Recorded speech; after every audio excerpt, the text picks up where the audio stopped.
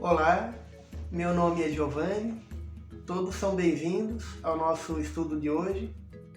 A gente está seguindo a abordagem desse conjunto de temas, caminhos espirituais, conhecendo a mensagem de cada uma das grandes doutrinas da humanidade, os princípios do espiritualismo e como cada religião contribui para o desenvolvimento espiritual do ser humano, para a gente se desenvolver como pessoa na sociedade, na vida familiar, profissional, religiosa, em todos os setores da nossa vida, para a gente ir se tornando um ser cada vez mais melhor e mais integrado com as leis básicas que comandam o universo.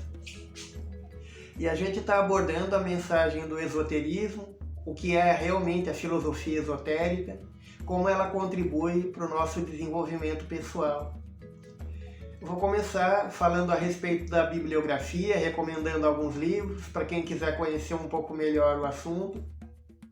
Para quem quer conhecer mais sobre sociedades secretas em geral, existe um livro muito bom da editora Larousse, foi coordenado por um escritor francês e aborda todas as grandes sociedades do passado e do presente, sociedades políticas, religiosas, esotéricas, sociedades inclusive criminosas, hedonistas, todo tipo de sociedade secreta. Ele vai detalhando, esses autores vão detalhando nesse livro, Sociedades Secretas. Tem um outro livro da escritora americana Sylvia Browne, que fala também a respeito das grandes sociedades secretas, vai aprofundando qual é a mensagem de cada sociedade dessa, como os Rosacruzes, os Gnósticos, os Illuminati, todas as grandes sociedades que estão presentes na humanidade hoje em dia. Para quem quer conhecer mais o lado das sociedades políticas, voltadas mais para o domínio da humanidade, para o lado do mal, para se dominar as consciências da humanidade, existe um livro da editora Madras, o livro A Estratégia de Hitler, que mostra todo o contexto oculto por trás do nazismo. Tudo que vai no período da Primeira e Segunda Guerra Mundial, tudo que está por trás da política mundial no início do século XX.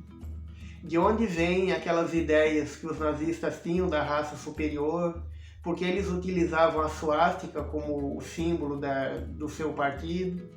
Então tudo é explicado nesse livro, as raízes ocultas do Terceiro Reich. A respeito do conteúdo esotérico das grandes religiões, o que está por trás do Evangelho de Jesus e de todas as grandes doutrinas, existe um livro muito bom do autor espiritual Ramatiz, recebido pelo médium Ercílio Mais, entre as décadas de 50 e 70 do século XX. Um dos melhores livros dele é o Evangelho à Luz do Cosmos. É um livro escrito, toda a obra de Ramatiz é escrita em pergunta e resposta, é um livro fácil de ler, e ele vai detalhando todas as parábolas de Jesus, todos os grandes conceitos do Evangelho, qual o significado oculto, esotérico, que está por trás de cada ensinamento de Jesus. O que está por trás, por exemplo, o significado oculto da parábola do semeador, por exemplo. O que Jesus queria dizer quando dizia, vós sois deuses, passarão os céus e a terra, mas as minhas palavras não passarão, porque são o resumo das leis eternas e imutáveis do universo. Então esse livro detalha cada trecho do Evangelho. Também existe um livro do filósofo brasileiro Humberto Roden, A Metafísica do Cristianismo, onde ele vai aprofundando o sentido oculto do Pai Nosso. O que Jesus quis dizer com cada frase do Pai Nosso. O que significa livrai-nos do mal, não nos deixes cair em tentação. O que é o pão nosso que é dado por Deus a cada dia aos seus filhos. O que Jesus quis dizer realmente quando ele se referia a Deus como o Pai Nosso. Então esse livro vai aprofundando cada trecho da oração ensinada por Jesus no Novo Testamento. Para quem quer conhecer um pouco mais das civilizações do passado pré-histórico da humanidade, a origem da humanidade, as primeiras raças da humanidade na Terra, as civilizações como a Lemúria, a Atlântida, existe um conjunto de livros muito bons. Um deles é também do mestre Ramatiz, o livro Chama Crística, onde ele vai falando das sociedades secretas do passado, das doutrinas que vieram da Atlântida, por exemplo, que hoje continuam se perpetuando através dos princípios da yoga, do esoterismo em geral, da cabala, de doutrinas como a teosofia, a Rosa Cruz. Inclusive, ele fala de uma vida que teve no continente da Atlântida como um sacerdote, um grande mestre da iniciação esotérica daquele tempo. E Ramatiz, nessa encarnação que teve na Atlântida, era um sacerdote de uma doutrina chamada Aumbandã. Até hoje, os praticantes da yoga conhecem o mantra chamado Aum, um dos mantras mais importantes, que vem dessa doutrina que existia em civilizações perdidas no passado. E essa doutrina Aumbandã era um conhecimento unificado. Eles tinham um todo único de conhecimento. Religião, ciência, filosofia, era tudo uma coisa só. E o surgimento da Umbanda no século XX, a partir de 1908, no Rio de Janeiro, marca no mundo a retomada desse conhecimento umbandã das civilizações da pré-história. Principalmente a Umbanda esotérica, é como se estivesse renascendo no mundo essa doutrina unificada do passado. Inclusive, registros da Umbanda esotérica dizem que existia na região da Cordilheira dos Andes, por exemplo, 75 mil anos atrás, um mosteiro com grandes divulgadores, grandes estudiosos do ocultismo, magos brancos que trabalhavam pelo bem da humanidade. E é interessante perceber que nessas civilizações antigas existia uma rede mundial de templos, de sociedades secretas voltadas para o bem, para o estudo da verdade, das leis básicas que comandam o universo. Então existia um intercâmbio entre essas sociedades pelo mundo inteiro. Inclusive, os iniciados desses templos na América do Sul, no Oriente Médio, na China, na Índia, na Europa, em todas as partes do mundo, onde existiam esses centros de estudo esotérico, eles tinham um intercâmbio constante através da mediunidade que eles desenvolviam, através da telepatia, recebendo mensagens do mundo espiritual em sessões mediúnicas, através da viagem astral. Esses iniciados muitas vezes tinham a capacidade de sair do corpo e visitar outros grupos secretos ao redor do mundo, como existe até hoje, por exemplo. Os praticantes do xamanismo, às vezes os antropólogos vão pesquisar as crenças de xamãs na Sibéria, por exemplo, e eles se surpreendem. Eles falam assim para os xamãs: é interessante que esse ritual que vocês têm aqui é muito parecido com um ritual que eu vi lá na Guatemala, por exemplo, ou outro que eu vi entre os maores da Nova Zelândia, por exemplo. E os xamãs dizem: a gente se conhece, a gente pratica a viagem astral, todos os praticantes da nossa doutrina se encontram em espírito, trocam ideias, trocam experiências.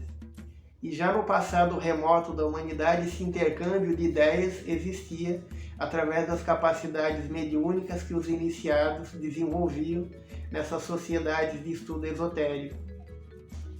Inclusive, práticas como hoje, ideias como existe na Umbanda, por exemplo, a entidade da Pombagira, vem de crenças que existiam na Atlântida, na pré-história. Como hoje existem as procissões católicas, na Atlântida as pessoas faziam já procissões, movimentos religiosos populares. E eles tinham um estandarte que tinha uma figura de um círculo giratório. Esse círculo simbolizava a energia da Kundalini. É uma força bem conhecida pelos praticantes da yoga hoje em dia, que circula pela nossa alma, vai vitalizando, fortalecendo os centros de energia do nosso corpo, os chakras. E daí, dessa ideia, desse círculo que girava, vem hoje em dia na Umbanda a ideia da pombagira, daquela entidade feminina, que muitas vezes é considerada ligada à prostituição, quando esteve encarnada aqui na Terra, mas na verdade um conceito bem diferente. As verdadeiras pombagiras, na verdade a palavra verdadeira era bombongira, na Umbanda original, são as guardiãs, são como se fosse a polícia feminina do mundo espiritual, assim como existem os guardiões masculinos, os Exus, também existem as pombagiras, que são aquelas que administram toda a segurança, todo o trabalho de manter a segurança das ruas, nos templos, em todos os lugares da sociedade, eles estão ali presentes, garantindo a ordem, a disciplina em todos os ambientes. E esses conceitos que hoje são divulgados pelas doutrinas como Umbanda, o Candomblé, já existiam nessas sociedades secretas do passado remoto da humanidade. Para quem quer se aprofundar mais no estudo do passado, da pré-história, existem os livros do escritor Edgar Armond, da editora Aliança, o livro Almas Afins, por exemplo. Depois a gente vai abordar alguns trechos desses livros, onde ele fala das civilizações da Lemúria e da Atlântida, por exemplo, o que significaram essas civilizações no passado. O livro também Na Cortina do Tempo, onde ele descreve os últimos tempos da civilização da Atlântida, a corrupção que acabou dominando a civilização atlântica e por que essa civilização acabou desaparecendo. Então existem muitos livros, existe uma literatura muito variada nessa área espiritualista. Um deles é também da Editora do Conhecimento, o livro Entre Dois Mundos, que mostra como era a vida na civilização atlântica milhares de anos atrás. O curioso é que esse livro foi recebido por um médium muito jovem, tinha uns 20 anos de idade, nos Estados Unidos, e foi publicado em 1886. E o autor espiritual da obra, através desse médium, vai descrevendo a vida na Atlântida, e ele já descreve que eles tinham uma tecnologia parecida com a atual já na Atlântida.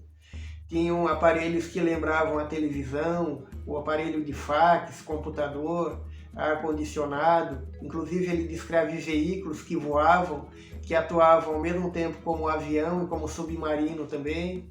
Tinha um tipo de comunicação através de uma teleconferência, como a gente conhece hoje.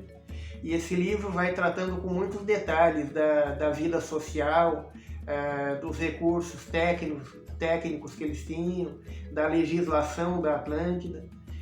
Na segunda parte, esse livro vai abordar a civilização lemuriana também, como era a sociedade da Lemúria, regiões do mundo hoje, como a ilha de Ponap, no Oceano Pacífico, como a ilha de Páscoa, são restos que sobraram desse continente lemuriano que existiu no passado.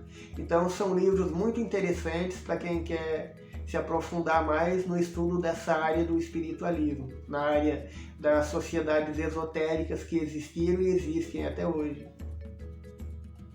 E a gente está abordando a mensagem esotérica.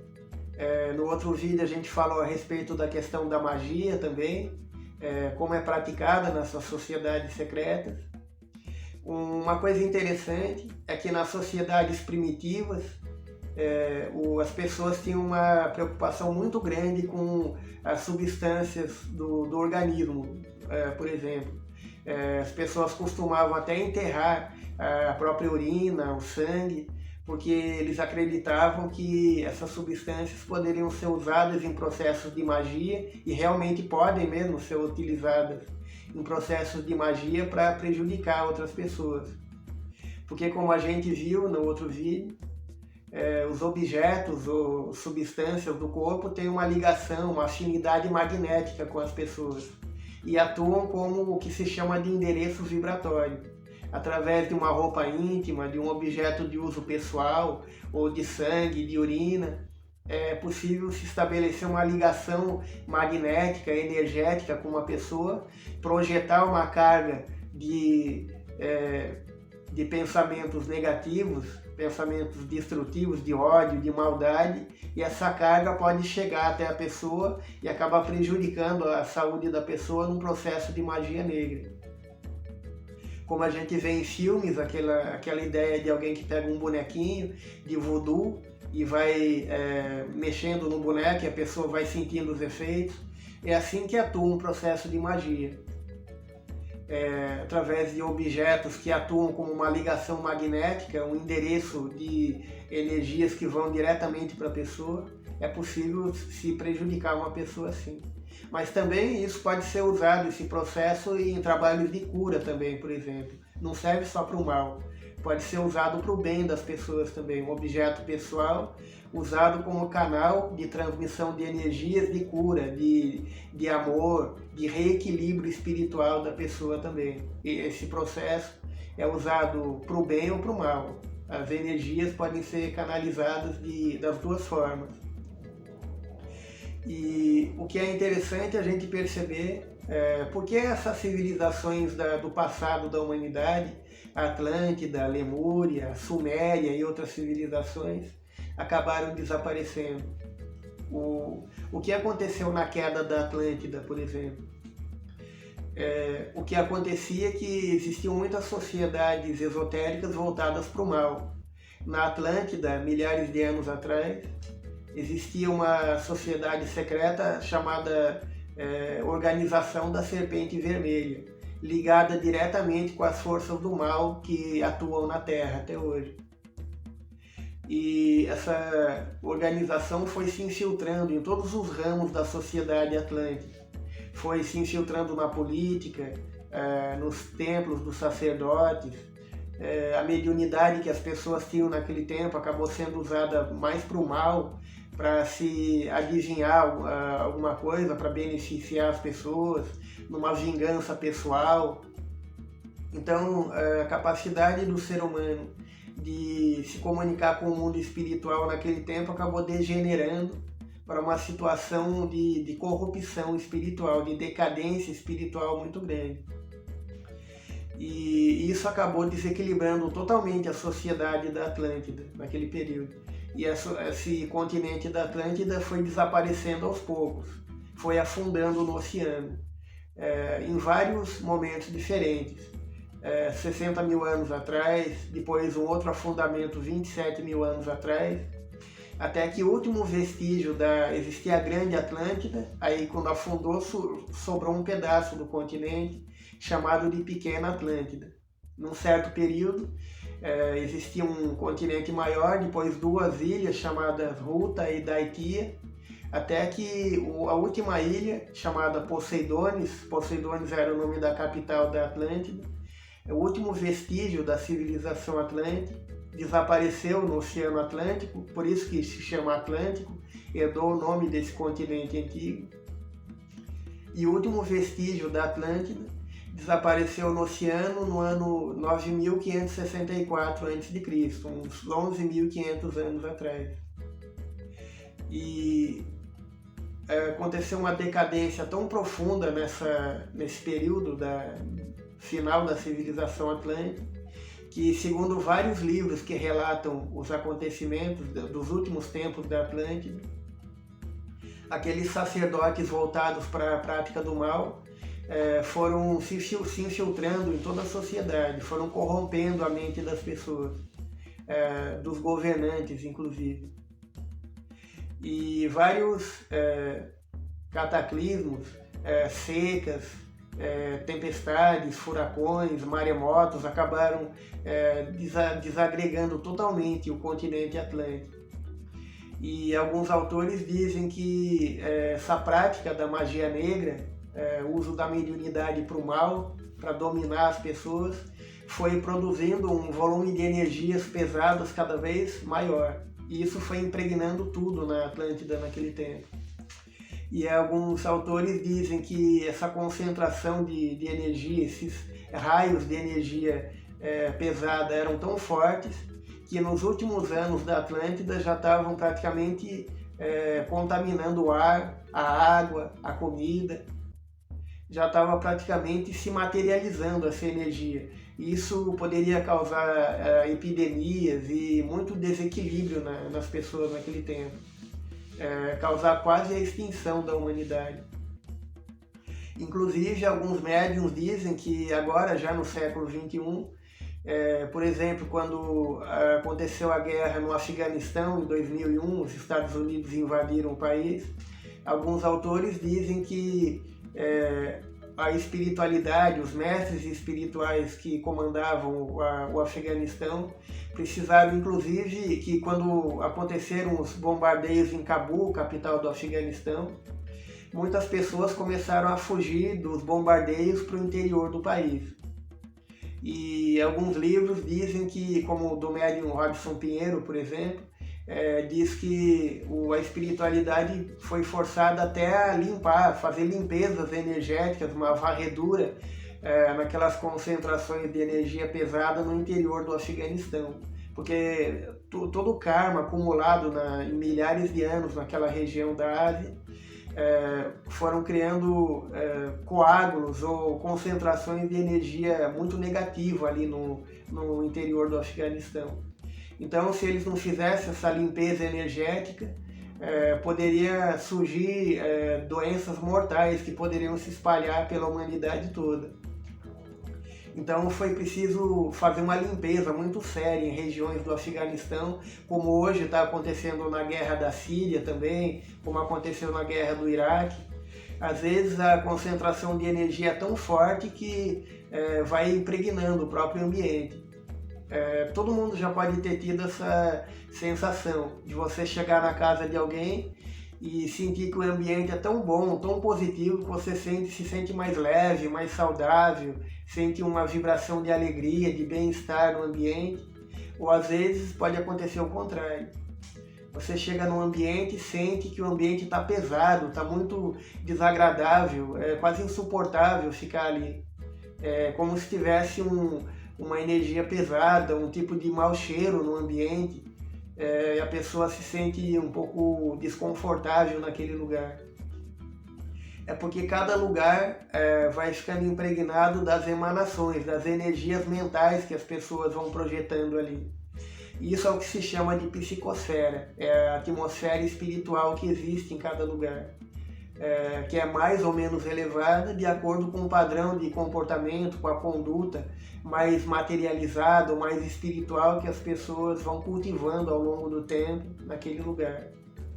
E na Atlântida, a concentração de energia era tão forte nos últimos anos do continente que estava já praticamente impregnando tudo ali naquela civilização.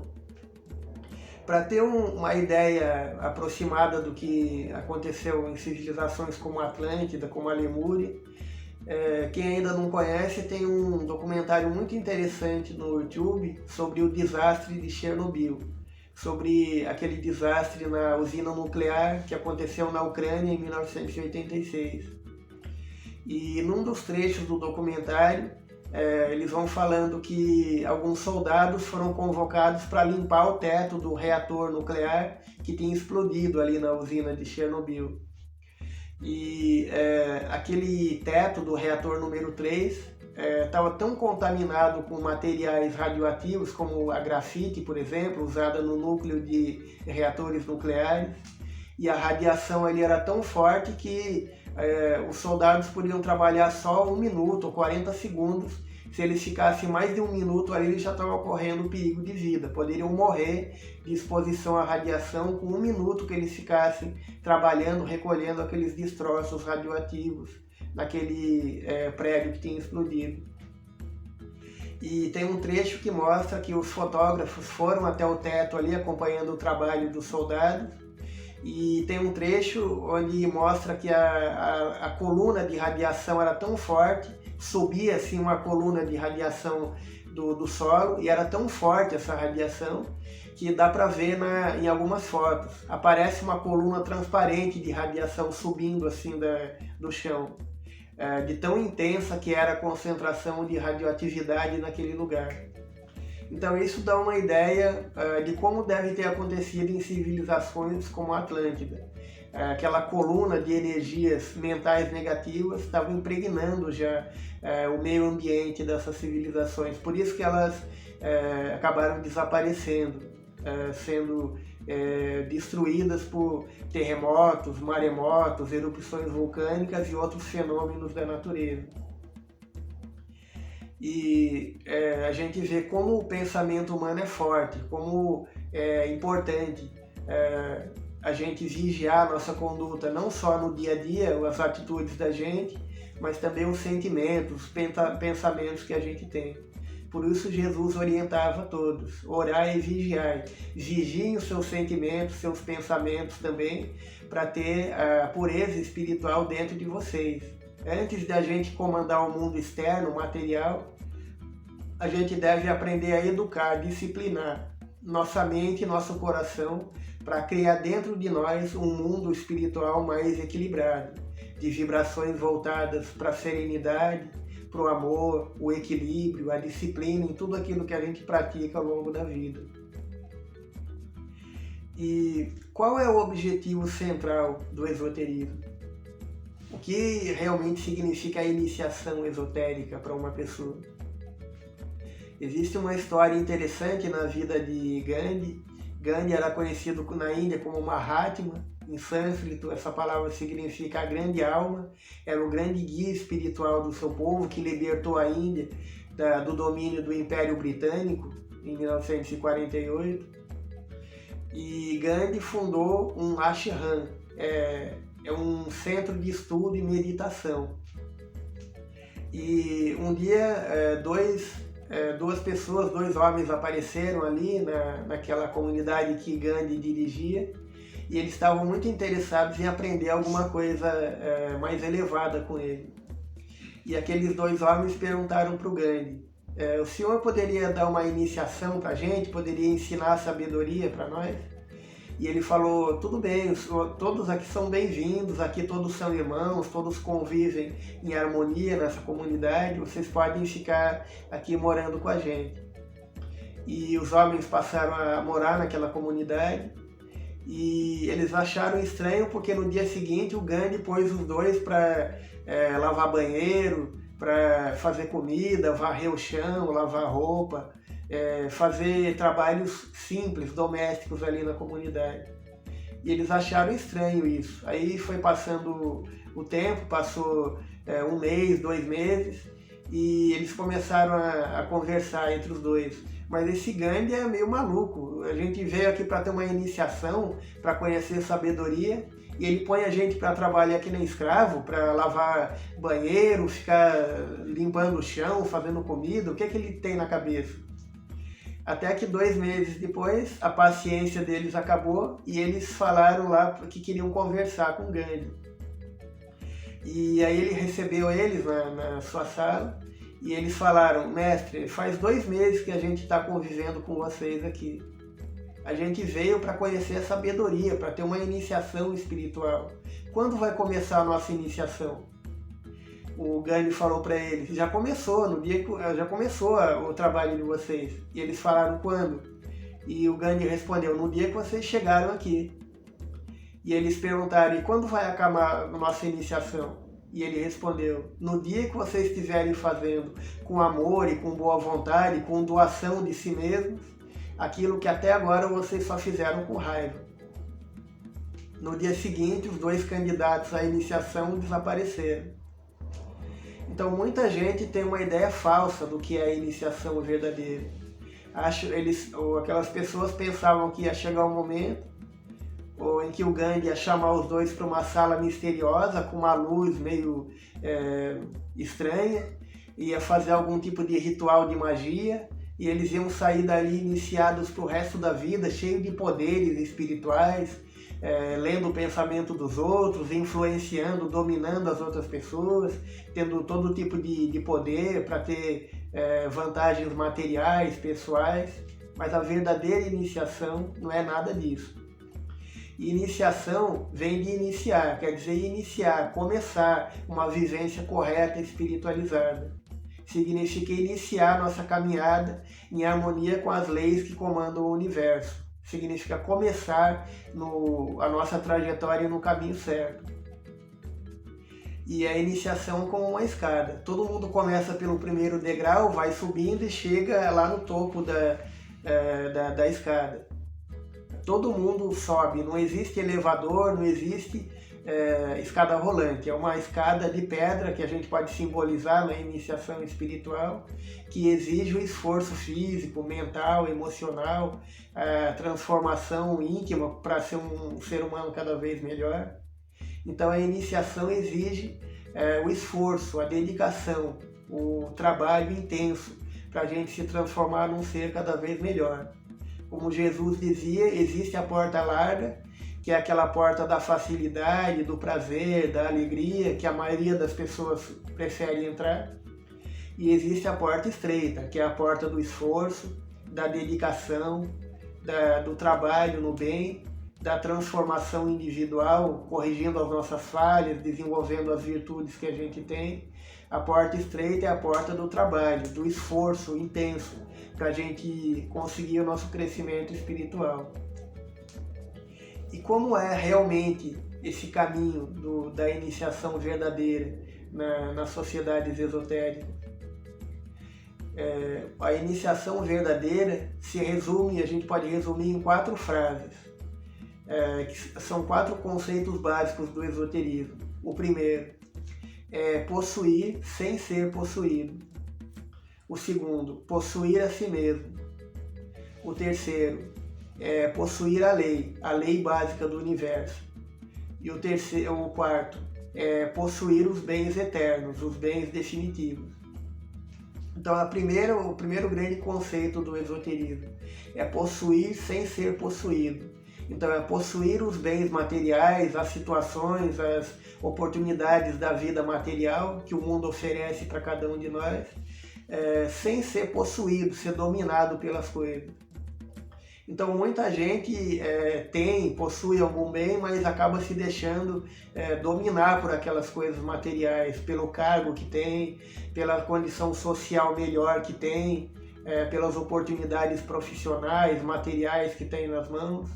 E muitos acabam caindo na ilusão de que eles são superiores, são melhores do que os outros, que eles nasceram para dominar, os outros nasceram só para servir à vontade deles. Outro dia passou uma reportagem na televisão, chamaram a polícia porque um homem estava agredindo a mulher lá no apartamento, na cobertura de um prédio de classe média alta. E quando a polícia chegou lá, o dono do apartamento começou a brigar com os policiais, começou a xingar, ofender cada um deles, começou a falar: o que é que vocês são? Vocês não são nada. Eu ganho 300 mil reais por mês. Esse apartamento aqui vale 10 milhões, nem numa vida inteira com seu salário. Você ganha quanto? 1.000 reais por mês? Vocês não são nada, vocês são lixo, vocês são uma escória, não vale nada. Eu sou muito melhor do que vocês porque eu sou rico, vocês não são nada. Então essa era uma pessoa dominada pela ilusão, como os orientais chamam, dominada pelo véu de Maia. Maia, nas filosofias orientais, é a ilusão. Então é aquela pessoa que se deixa levar pela falsa ideia de que ela é superior porque ela tem uma condição social melhor, tem mais dinheiro, mais bens materiais. E esse é o exemplo de uma pessoa que se deixa possuir pelas coisas materiais. Ele não possui o seu apartamento, o seu carro, o seu dinheiro, o seu cargo profissional. Ele se deixa possuir pelas coisas, se deixa dominar pelas ilusões do mundo material. Então, o primeiro grande princípio do esoterismo é possuir as coisas materiais sem se deixar possuir por elas. A gente deve entender que a gente aqui, o mundo é só uma escola provisória, um lugar de trabalho provisório. A nossa verdadeira pátria é o mundo espiritual, é a vida após a morte, para onde a gente vai quando encerra a nossa trajetória aqui nesse mundo. Então a gente deve entender que cada um de nós é um usuário, um administrador dos bens materiais, mas não é o verdadeiro dono. Da mesma forma que alguém vai para uma escola, imagine um estudante que vai para um colégio interno. Ele vai passar, por exemplo, fazer um colegial ali, passar 3 anos naquele colégio interno. Ele usa ali o seu dormitório, a cama, o armário, a mesinha onde ele escreve. Ele tem uma sala de aula, ele usa ali uma carteira, a lousa, os livros da biblioteca, mas ele é um usuário, ele não é o dono. Quando acaba o curso dele, ele volta para casa, ele não vai levar a lousa da escola para casa, não vai levar o dormitório todo para casa, não vai levar a biblioteca inteira da escola para casa, a carteira que ele usava para casa. Então ele é um usuário, ele usa aqueles recursos enquanto está na escola, mas ele não é o verdadeiro dono daqueles bens que estão ali na escola, que servem a todos os estudantes, não só a ele mesmo. Então o grande princípio esotérico é esse, a gente deve entender que nós somos donos verdadeiros e definitivos somente daquilo que a gente constrói dentro de nós mesmos. A gente leva para a vida após a morte aquilo que a gente constrói na nossa própria consciência. Tudo aquilo que a gente faz de útil realmente aqui na Terra ao longo da nossa vida. Como existe um ditado que diz que caixão não tem gaveta, né? Então a gente não leva os bens que acumula aqui para a vida após a morte, retornando à nossa verdadeira pátria, que é o mundo espiritual. Então o primeiro grande princípio esotérico, possuir os bens materiais, as oportunidades do mundo material sem ser possuído por eles. O segundo grande princípio é possuir a si mesmo. Então a gente deve ter o domínio sobre as forças internas da nossa alma, sobre a nossa vontade, a nossa força de vontade, a nossa inteligência, a capacidade de aprender, pôr em prática o que a gente aprende, sobre os nossos sentimentos, as emoções que a gente tem. Então só possui realmente a si mesmo aquele que aprendeu a educar suas forças internas, a orientar sua vontade só pelo seu próprio bem, pelo bem do próximo, usar a inteligência para construir coisas positivas, não fazer nada que prejudique ninguém e procurar desenvolver sentimentos elevados na sua alma, de bondade, de respeito, de equilíbrio, de calma, de tranquilidade, tendo a boa vontade para aprender com cada situação positiva ou negativa que a vida coloca diante da gente, extrair aprendizado de cada situação da vida. Então, o segundo grande princípio esotérico é possuir a si mesmo, ter um domínio sobre a nossa própria consciência. O terceiro grande princípio é possuir a lei básica do universo. Depois a gente vai ver quais as leis básicas mais importantes que interessam no nosso crescimento espiritual. Então, conhecer a grande lei de ordem, de equilíbrio, de perfeição que comanda todos os fenômenos do universo. A gente deve conhecer, procurar o conhecimento útil, conhecer a lei básica do universo todo. E é importante perceber que conhecer a lei do universo abrange 4 níveis. A gente deve conhecer, compreender, sentir e vivenciar a lei básica universal. O primeiro passo, conhecer, procurar conhecimento, procurar informação a respeito da ordem que existe por trás de tudo que a gente vê no universo. E segundo passo, compreender, porque tem uma diferença. Conhecer é ter contato com alguma coisa, mas ter contato, ouvir falar em alguma coisa não quer dizer que você conhece profundamente aquele assunto. Depois de ter um primeiro contato inicial de conhecer alguma coisa, você precisa compreender, entender de forma correta aquilo que você está procurando do conhecimento. Então, eu posso conhecer, por exemplo, uma música estrangeira, eu posso saber o nome da música, posso decorar a letra toda de uma música em inglês, eu posso, por exemplo, decorar a letra de uma música dos Rolling Stones, por exemplo. Eu posso saber quem é o compositor daquela música, o título da música, conhecer a letra inteira, ser capaz de cantar a letra toda da música. Mas se eu não falo nenhuma palavra de inglês, Eu posso até decorar a música, mas eu não sei do que se trata, eu não conheço a mensagem, a letra da música, eu não sei o que aquelas palavras estrangeiras estão dizendo. Então, nesse exemplo, eu conheço a música, mas eu não compreendo a música em profundidade. Então, a gente deve conhecer e compreender as leis básicas do universo. E o terceiro passo é sentir. Você sentir que aquela é uma verdade definitiva, que é uma coisa séria que precisa ser posta em prática. Precisa ter o sentimento de você se integrar, você assumir por vontade própria, com otimismo, com alegria, a missão de conhecer aquelas leis e praticar aquelas leis que você conhece. Esse princípio esotérico já tinha sido expresso 3.000 anos atrás pelo salmista Davi, quando ele escreveu no Salmo 1 da Bíblia. Num dos versículos, Davi diz assim: Feliz aquele que se alegra na lei do Senhor nosso Deus, e nela medita dia e noite, porque é semelhante a uma árvore plantada à beira de um rio, que no momento oportuno dá frutos, e suas folhas não murcham, nem caem. Então esse princípio esotérico já estava oculto naquele salmo, o Salmo 1 da Bíblia.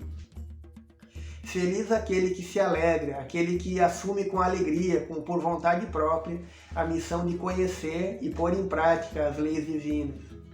E ele é semelhante a uma árvore saudável, muito forte, porque no momento oportuno ele é alimentado pela água do rio da verdade, da sabedoria, das leis divinas que comandam o universo, por uma verdade eterna, definitiva. E ele é como uma árvore porque dá os frutos, as atitudes boas, positivas, construtivas para a sociedade, pondo em prática aquilo que aprende. Então, o terceiro grande princípio é conhecer e praticar, vivenciar a lei do universo. Conhecer, compreender, sentir e viver segundo as leis que comandam o universo. E o quarto grande princípio é possuir os bens eternos. Quais são os bens definitivos? Esse princípio esotérico já foi ensinado também por Jesus no Evangelho, quando ele dizia: não se preocupem muito com as riquezas do mundo, que são provisórias, mas procurem conquistar as riquezas do céu, que são eternas. Então, qual é o nosso verdadeiro patrimônio eterno, indestrutível, que pertence a nós, que ninguém pode roubar? São esses bens, essa riqueza eterna que é construída dentro do mundo interno da nossa consciência.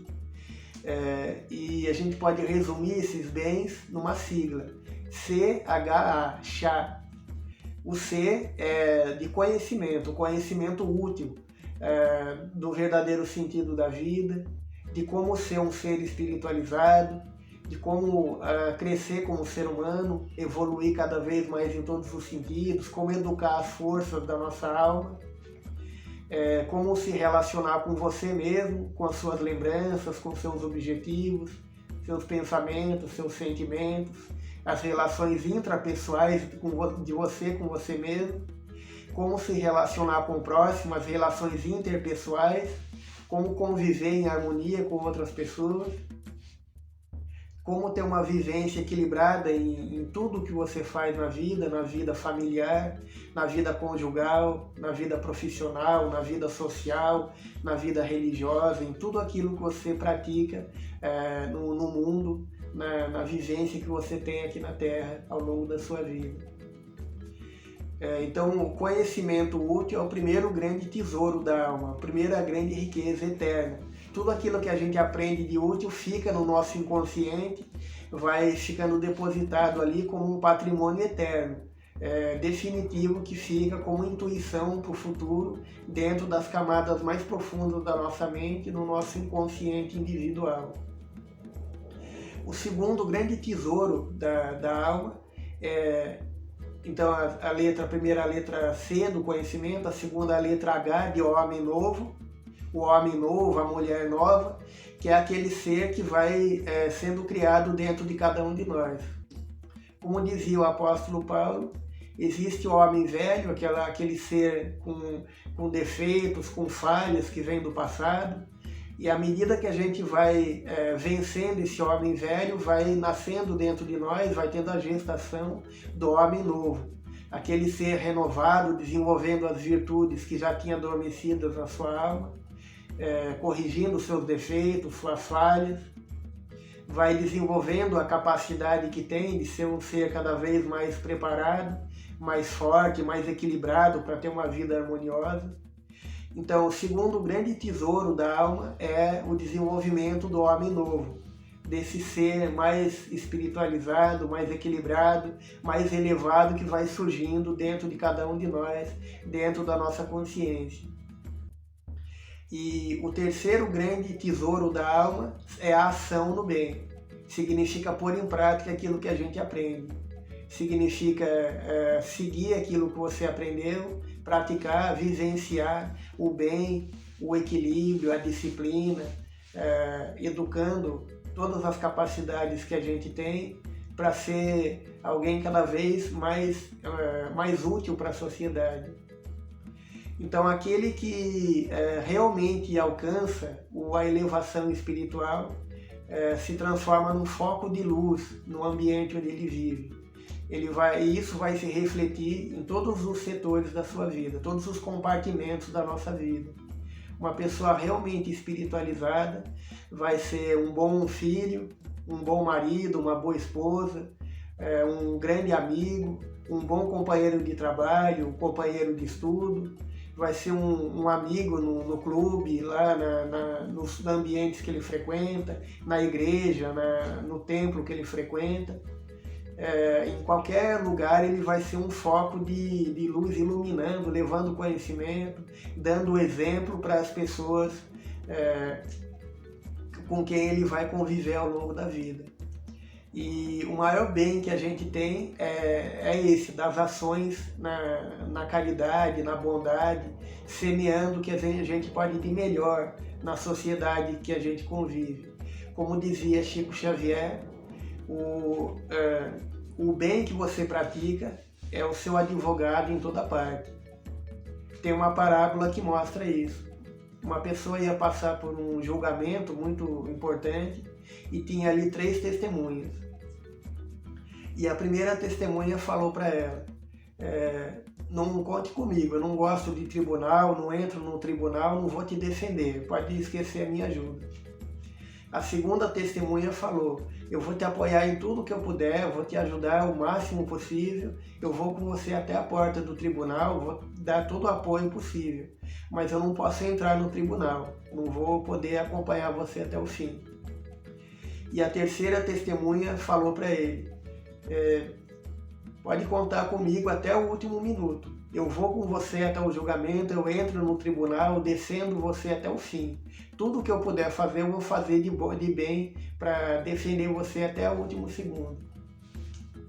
Nessa parábola, a primeira testemunha simboliza os bens materiais, que ficam aqui na Terra, a gente não leva para a vida após a morte. São bens provisórios que a gente usa na nossa vivência aqui no mundo. A segunda testemunha são os familiares e amigos, que podem ajudar a gente, dar o máximo de apoio possível para a gente. Mas eles não podem acompanhar a gente no nosso julgamento no mundo espiritual. Eles ficam aqui na Terra, ou mesmo que eles já tenham morrido, eles não vão poder participar do julgamento com a gente lá no mundo espiritual. Nós mesmos vamos ser julgados. É uma tarefa individual que a gente não pode transferir para ninguém, o julgamento da nossa própria consciência. E a terceira testemunha são as atitudes, as obras, o bem que você semeia na sua vida. Essa terceira testemunha é eterna, indestrutível, fica para sempre gravada, armazenada nas camadas mais profundas da nossa alma. Então todo o bem que você semeia no mundo é seu advogado ao longo da eternidade. Vai acompanhar você com uma riqueza, um patrimônio eterno que nunca você vai perder. Nada no universo vai poder roubar de você esse patrimônio do bem que você semeou ao longo da sua vida, das várias encarnações, várias vidas que a gente tem aqui na Terra. Então esses são os grandes princípios da iniciação esotérica. Possuir sem ser possuído pelo mundo material, ter domínio sobre a matéria, sobre o mundo físico. O segundo grande princípio é possuir a si mesmo, ter domínio sobre a própria consciência. O terceiro princípio é possuir a lei, conhecer e pôr em prática as leis básicas que comandam o universo. E o quarto grande princípio é possuir os bens eternos, ter um domínio sobre o patrimônio eterno, que são essas três conquistas que a gente tem. O conhecimento espiritual, o conhecimento em geral mais útil que a gente acumula ao longo da vida, construir o homem novo, a mulher nova, a nova consciência dentro de nós mesmos, sendo um ser cada vez mais perfeito, e acima de tudo as ações, as atitudes positivas, semeando o bem que a gente pratica ao longo da trajetória que a gente tem nesse mundo. Essa é a verdadeira iniciação esotérica. É o propósito verdadeiro do esoterismo, criar dentro de nós uma nova consciência, um ser cada vez mais perfeito, mais voltado para o bem, consolidando a bondade, a luz, o equilíbrio que a gente já tem adormecido dentro da nossa alma. Então, como a gente vê, o propósito do esoterismo é educar o ser humano como ser espiritual, como ser eterno, educar para a eternidade. E vou abordar agora a questão daquelas sociedades secretas do passado. Por que existiam essas sociedades e existem até hoje?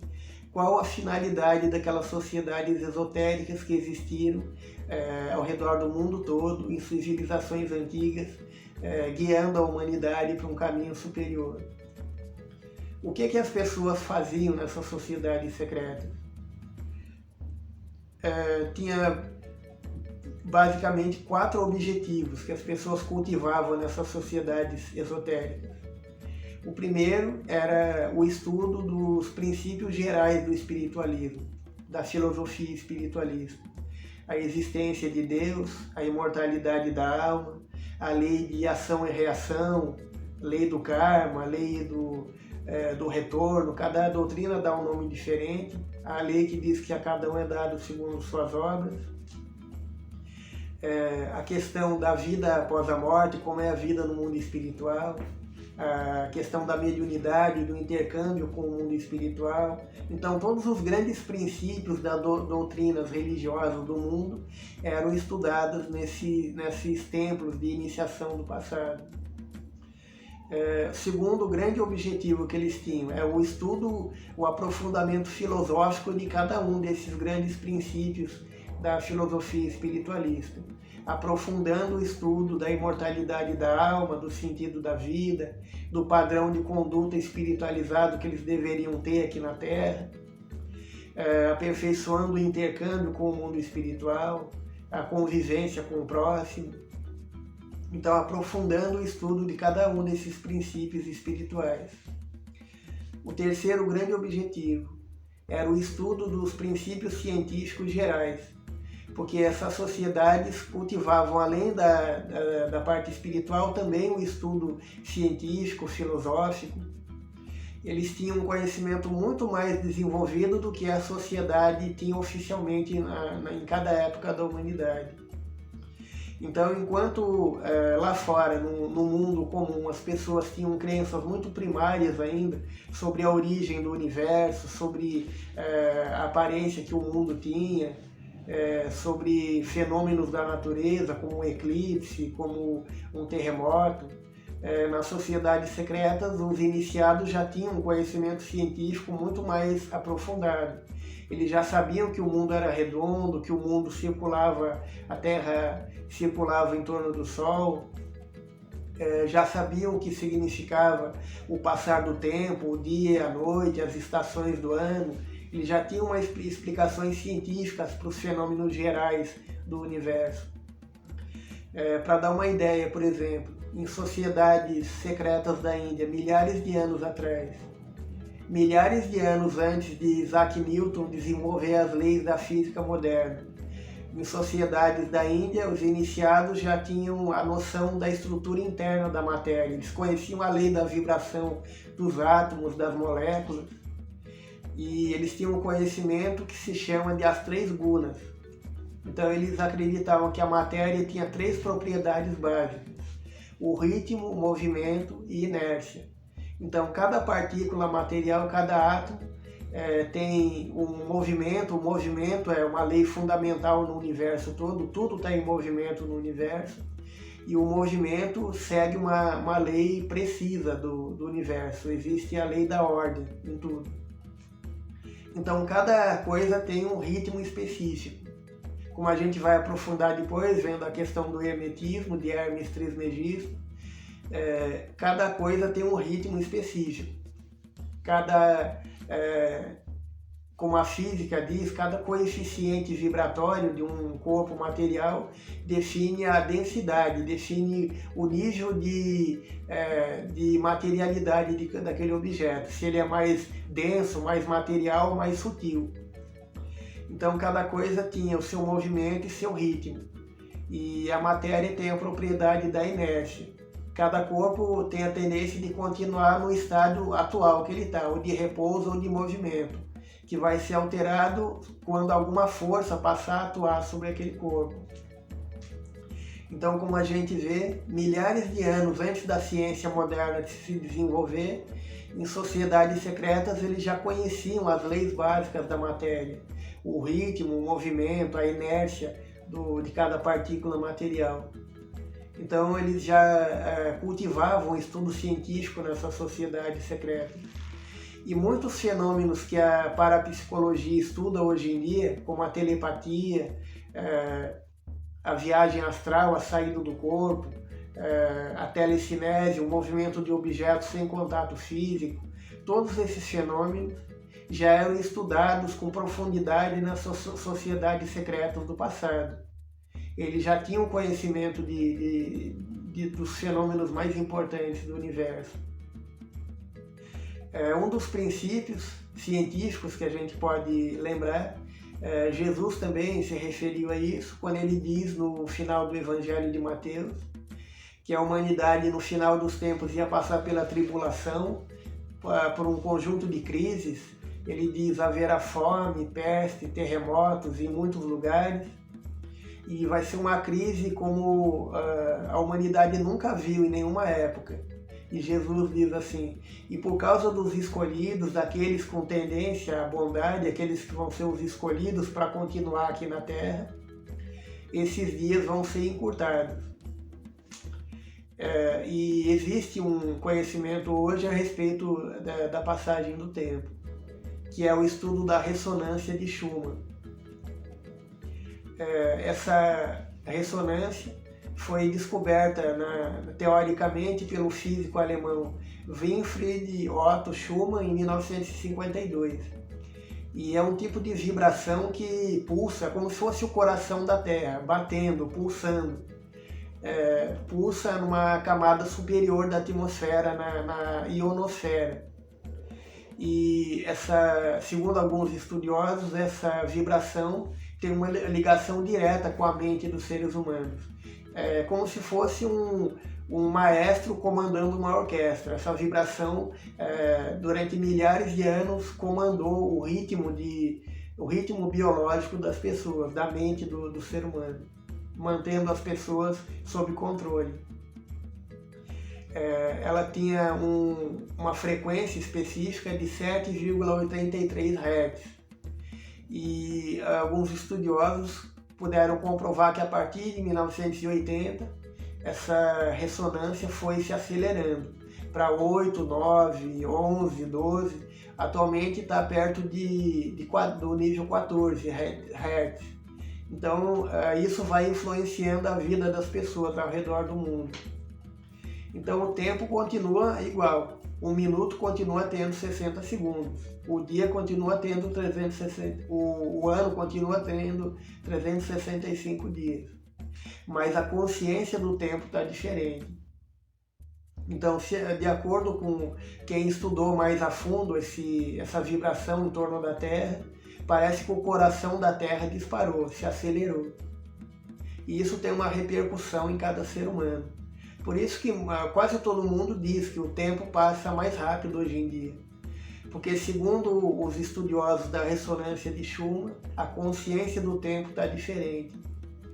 Então o tempo tem 24 horas, mas a nossa mente sente, percebe essas 24 horas como se fossem 16 horas. Parece que o tempo se acelerou, que o ano passa mais depressa. Parece que Jesus já tinha se referido a isso no Novo Testamento, quando ele diz que os dias seriam encurtados, quando a percepção do tempo pela humanidade se tornaria mais acelerada no final dos tempos, nesse período de crise, de tribulação que a humanidade está atravessando atualmente. Então, como a gente vê nas sociedades secretas, já existia o estudo científico das leis básicas que comandavam o universo. E o quarto grande objetivo dessas sociedades secretas era o estudo e desenvolvimento de capacidades anímicas e mediúnicas do ser humano. Então eles estudavam as capacidades. A capacidade anímica é quando é da própria pessoa. Por exemplo, a capacidade da intuição. A capacidade de ter acesso ao nosso próprio inconsciente, ter acesso, por exemplo, ao conhecimento que a gente acumulou no passado, nessa vida ou em existências passadas. Ou a captação de mensagens de amigos espirituais, de mestres do mundo espiritual que transmitem mensagens, às vezes, para as pessoas. Então, as capacidades anímicas e capacidades mediúnicas também. Recepção de mensagens do mundo espiritual, a viagem astral, a capacidade de cura, a mediunidade de cura, a telecinese, a capacidade da telepatia, de visitar e viajar pelos mundos espirituais, entrar em contato com consciência do mundo espiritual. Então tudo isso era cultivado nas sociedades secretas, como por exemplo entre os essênios da Palestina, um grupo secreto que vinha desde a época de Moisés, que se preparou durante séculos para dar apoio, dar um suporte para a missão de Jesus na Terra. E os essênios tinham um conjunto de práticas, de iniciações para desenvolver essas capacidades, e uma das coisas que eles praticavam muito era o autoconhecimento. Quando uma pessoa entrava como candidato à iniciação na comunidade essênia, o primeiro passo era um questionamento que eles faziam, analisando a sua vida. Eles analisavam, registravam ali em vários pergaminhos, anotavam todo um resumo da vida da pessoa, como ela tinha se comportado ao longo da vida, as atitudes que ela tinha, os sentimentos, os pensamentos que ela tinha, para desenvolver uma consciência superior naquela pessoa, para alcançar a serenidade, o equilíbrio espiritual. Só quando a pessoa evoluía na sua consciência que ela passava para o grau seguinte na iniciação na comunidade dos essênios. E se ela chegasse aos graus superiores, ela podia habitar os mosteiros que existiam ali dos iniciados de grau superior, como da região de Qumran, por exemplo, na Palestina, onde em 1947 arqueólogos descobriram documentos do povo essênio, aprofundando mais o conhecimento sobre a mensagem oculta do Evangelho de Jesus, como o Evangelho gnóstico de Tomé, por exemplo, o que não faz parte da Bíblia, mas que era um dos discípulos que mais aprofundaram o conhecimento do esoterismo cristão, da mensagem mais avançada que Jesus transmitiu aos seus discípulos. Como ele dizia para as pessoas, para o povo em geral que é de fora eu falo em parábolas, porque eles não têm a consciência muito desenvolvida ainda.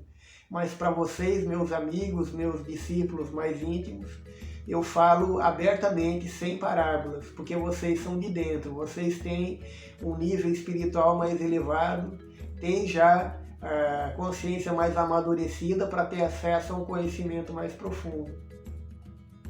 Então, nas sociedades secretas, eles cultivavam esse conhecimento profundo da espiritualidade e cultivavam muito o estudo e o desenvolvimento das capacidades espirituais, mediúnicas do ser humano. E em todas as partes do mundo existiam essas sociedades que mantinham oculto esse conhecimento.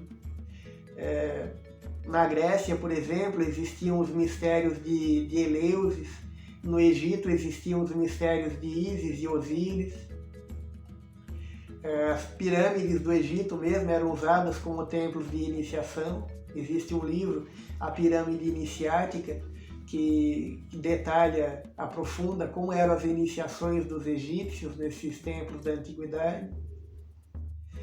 E em todos os povos da antiguidade existiam essas iniciações.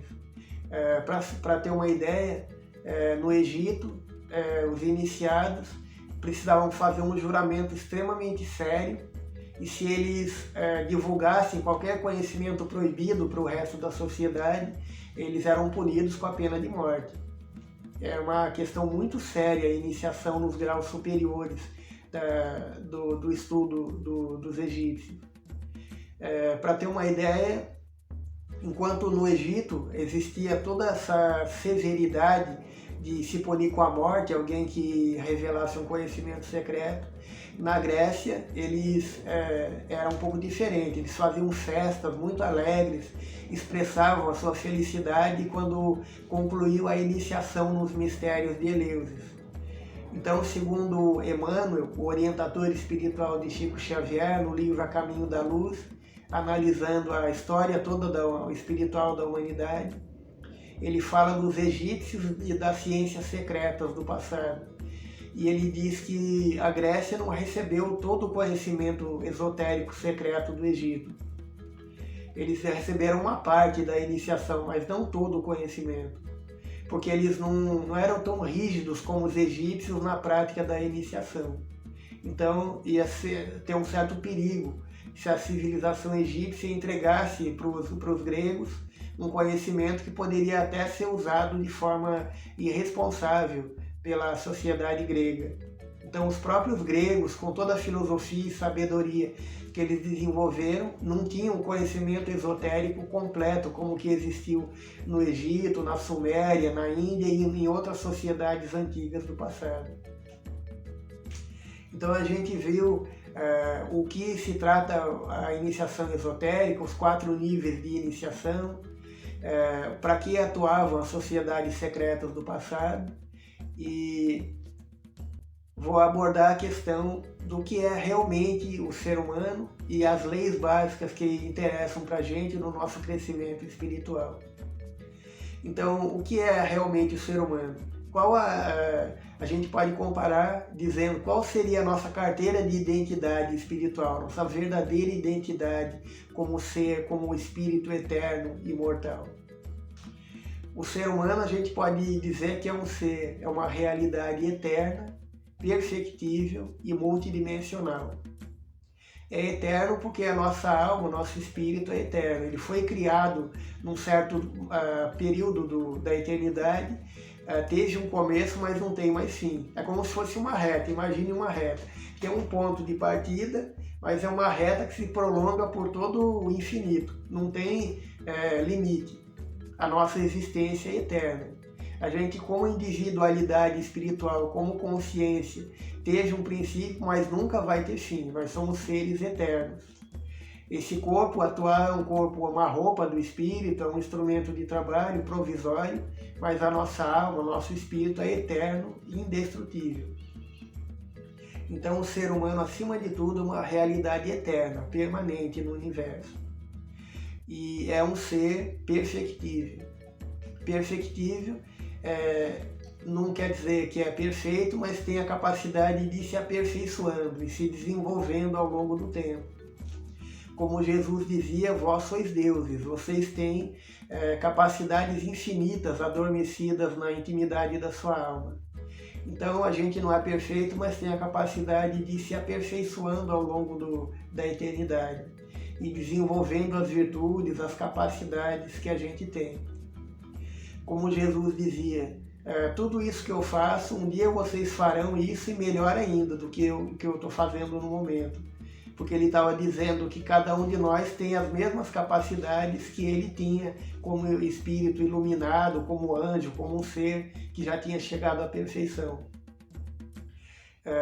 O mesmo caminho que ele percorreu para se tornar um ser angélico, a gente também vai percorrer ao longo da eternidade, até alcançar a perfeição espiritual.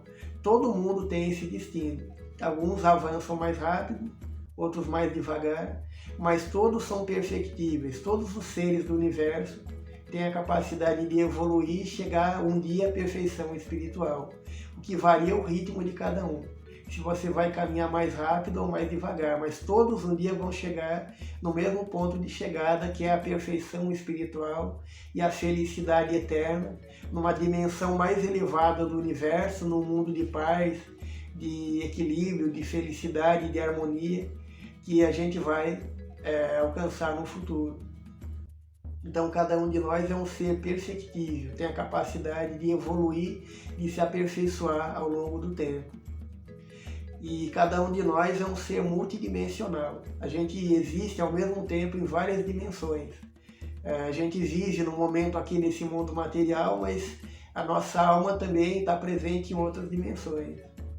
Dá para ver isso, por exemplo, quando a gente dorme. Quando cada um de nós dorme, o nosso espírito sai do corpo e volta ao mundo espiritual, que é a nossa verdadeira casa. E lá a gente pode reencontrar parentes, amigos que às vezes já morreram, companheiros de vidas passadas, amigos espirituais que tentam ensinar alguma coisa útil para a gente. É muito comum, às vezes, pessoas com tendência à bondade, que têm a curiosidade, têm a sede de aprender, quando saem do corpo, vão para o mundo espiritual e visitam, participam de cursos, de grupos de estudo. Por isso, às vezes, pessoas têm intuições, acordam com uma ideia diferente, uma intuição de alguma ideia que a pessoa não tinha até aquele momento, aí ela acorda com uma ideia nova, e em todos os setores da vida. Um caminho novo para seguir na vida profissional, na vida como estudante, para guiar a sua vida ali na convivência com a família, com a sociedade. Uma ideia mais voltada para a procura do conhecimento intelectual. Então, o mundo espiritual é um lugar para onde a gente pode ir e voltar enriquecido de conhecimento quando a gente volta ao nosso corpo aqui e desperta de novo aqui na Terra. Então, cada um de nós é um ser eterno, perfectível e multidimensional. A gente existe em várias dimensões ao mesmo tempo. E como o apóstolo Paulo já dizia, como Paulo escreveu na Epístola aos Hebreus, no capítulo 12, no versículo 1, Paulo dizia assim, que cada um de nós vive sempre rodeado por uma grande nuvem de testemunhas. Então a gente tem muitas testemunhas espirituais aqui em torno da gente.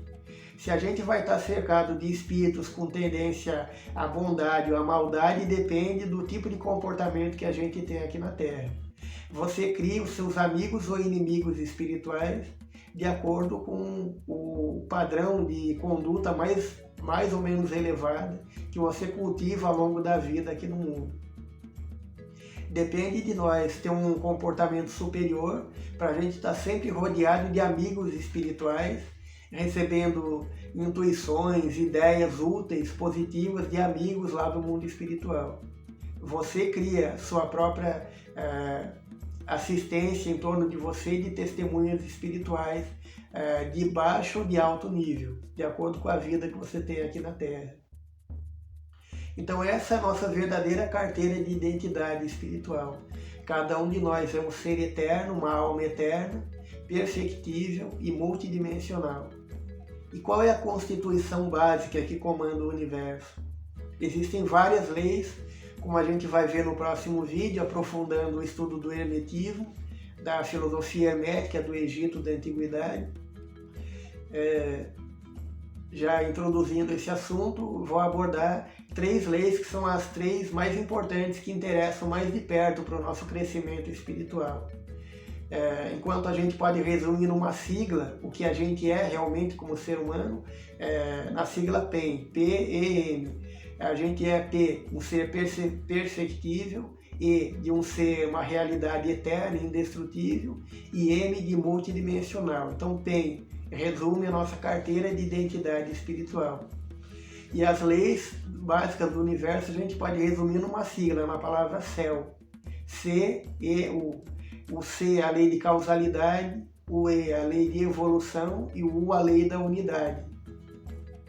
Então a lei de causalidade diz que a cada um é dado segundo suas obras. Então a lei divina não proíbe nada, nada no universo é proibido. a gente tem a liberdade de fazer o que a gente quiser, para o bem ou para o mal. Mas existem as consequências. Então a lei divina funciona como um bumerangue. Quem já viu aquele brinquedo bumerangue sabe que você joga um bumerangue, ele vai dando a volta e acaba voltando para você mesmo.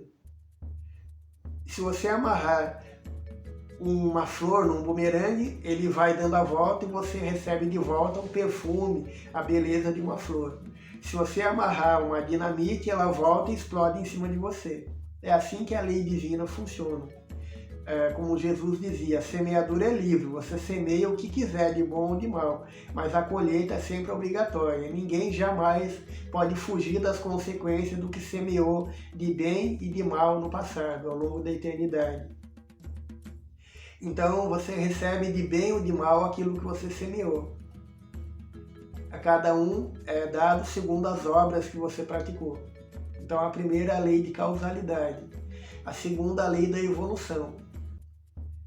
Evolução a gente pode resumir, pode dizer que significa uma coisa mudar para melhor, se aperfeiçoar e mudando para cada vez um estado cada vez mais elevado, cada vez mais perfeito, cada vez melhor.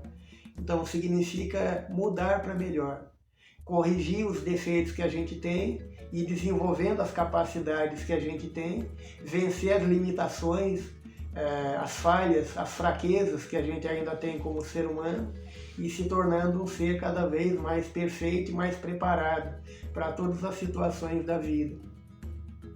Então a evolução é se tornar um ser cada vez melhor. E aí promovendo o nascimento e o crescimento daquele homem novo, aquela mulher nova, como o apóstolo Paulo se referia nas suas epístolas do Novo Testamento. Matar o homem velho, aquele ser cheio de defeitos, e fazer nascer o homem novo, a consciência nova dentro de nós. E a segunda lei, então, é a evolução, e a terceira lei é a lei da unidade, que diz que todo mundo é criado da mesma forma. Deus cria todos os espíritos com o mesmo ponto de partida, num estado simples e ignorante, ainda sem conhecimento, sem ter desenvolvido ainda suas capacidades. Então todo mundo tem o mesmo ponto de partida. A gente pode imaginar um círculo, todo mundo sai do mesmo ponto, vai dando a volta e volta para o mesmo ponto. A gente sai lá do mundo divino, das esferas mais elevadas da espiritualidade, mergulha aqui no mundo material e vai evoluindo de novo até voltar lá para a espiritualidade superior, como um ser angélico, um ser perfeito, como é Jesus, por exemplo, o modelo de perfeição que a gente tem aqui na nossa humanidade. Então, todos são iguais, todos têm o mesmo ponto de partida e todos têm o mesmo ponto de chegada, o mesmo destino a cumprir. Como se diz na filosofia, a mesma teleologia. A teleologia do ser humano é cumprir o destino de desenvolver o seu potencial angélico e um dia chegar à perfeição espiritual, se tornar um anjo, como Jesus mostrou com seu exemplo de bondade, de sacrifício pela humanidade no passado. Então essas são as três grandes leis: causalidade, evolução e unidade. São a constituição básica no universo, que interessa de perto para o nosso crescimento pessoal como ser humano, como alma eterna e indestrutível. E a gente chega num nível mais elevado de condição espiritual quando a gente atinge a plenitude existencial. É o que o apóstolo Paulo se refere. É o objetivo básico do esoterismo, educar o ser humano para crescer em todos os sentidos, como ser eterno, como ser espiritual, para chegar naquele ponto que Paulo se refere, quando o apóstolo Paulo escreveu na sua epístola aos Gálatas, no capítulo 2, no versículo 20, quando ele diz assim: eu vos digo que agora não sou mais eu que vivo, mas é o Cristo que vive em mim.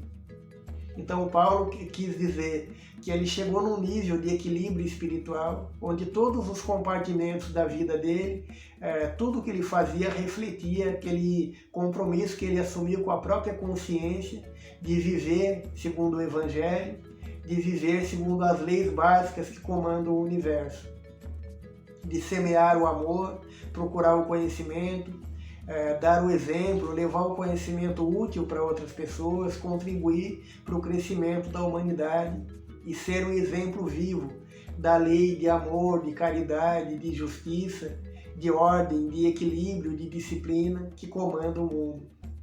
Então, quando Paulo diz que já era o próprio Cristo que vivia na intimidade da sua consciência, ele dizia que tinha atingido a plenitude existencial, tendo o desempenho mais equilibrado possível em todos os setores da sua vida, da vida pessoal, da vida social, religiosa, profissional, em todos os setores da vivência que ele desenvolveu na sociedade do seu tempo, exemplificando o Evangelho como ele exemplificou. Ele e todos os grandes apóstolos de Jesus exemplificaram, dando ao mundo esse exemplo de conduta do bem, pelo bem da humanidade, como todos os grandes discípulos, como Paulo, o apóstolo João, os apóstolos Marcos, Mateus, Lucas e todos os grandes seguidores de Jesus deram à humanidade esse legado desse exemplo de semeadura do bem na humanidade na sua época.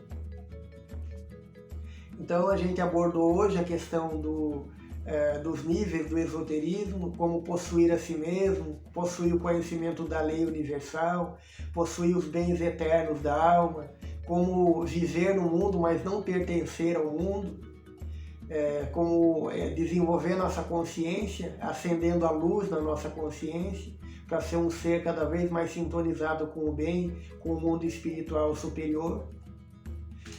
No outro vídeo a gente vai abordar mais as questões dessas sociedades do passado, como atuavam as sociedades desde as primeiras civilizações da Lemúria, da Atlântida, aqueles livros que descrevem a vida dessas civilizações do passado, e a questão do hermetismo, as 7 leis básicas do universo, como foram desenvolvidas na doutrina do filósofo Hermes Trismegisto do Egito da Antiguidade. Então, como a gente vê, o esoterismo que tem como compromisso básico promover o progresso do ser humano, o progresso integral, em todos os sentidos, para a gente alcançar um nível de elevação espiritual cada vez maior.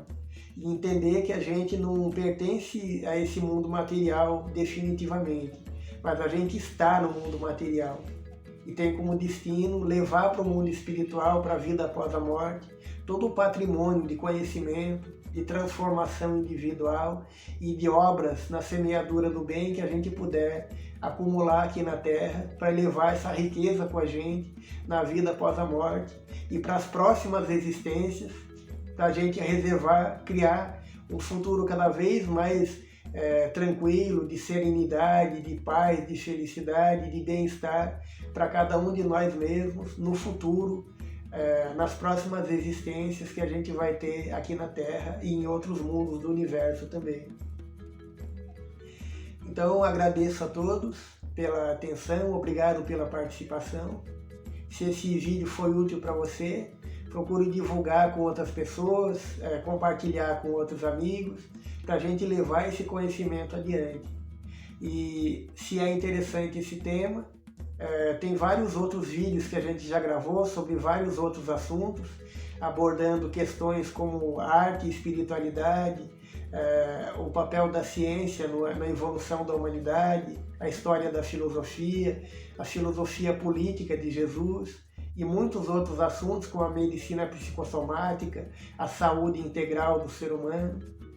Vários assuntos que ajudam a enriquecer o nosso conhecimento para a gente ser um ser humano cada vez mais preparado e mais equilibrado na nossa vivência aqui no mundo.